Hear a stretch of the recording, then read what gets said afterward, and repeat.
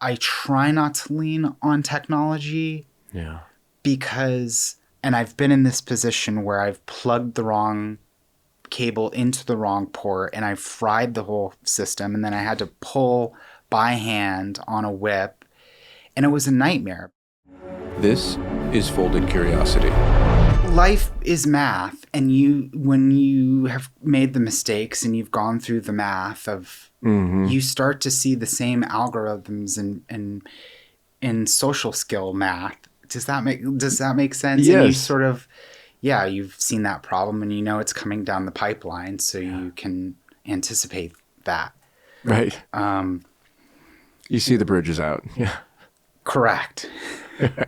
Everyone's focused on what's for dinner, and you're like, oh, the bridge is out up there. All right, this is going to be Absolutely. How important, go ahead. No, I wasn't going to say that. Now, focus pulling is also something like super overlooked. Like, I don't think even most viewers don't even realize, you know what I mean? Because they just have an iPhone and I just pointed at that and that's it. There's so much more to it. Like, finding that focal length, especially in a moving shot, is exceptionally difficult. How did you get good at that, and how did you find that skill set? I think I got good at it from doing a lot of fashion. I used to do a lot of fashion photography with my buddy Tommy Moore, and I would show up, and then like Taylor Swift would show up or somebody, and we would only get the talent for 5 minutes. So it was, you kind of got to get it right the first time. And I sort of you just over and over again, shoot after shoot, like only having somebody. And Tommy would put a lot of pressure, and like I would be like, give me stop. And they're like, there's no light in here, there's no stop. So I also just sort of, it was always wide open, and you just learn the different lenses and how they breathe and how people move. You know, you anticipate people's movement. It's like, you know, doing it over and over and over again.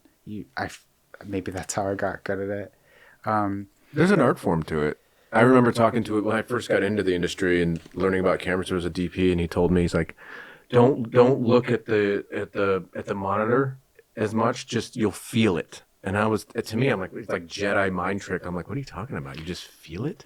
You feel it. I look at a monitor. When you're doing film, a lot of the time you have to look at floor marks.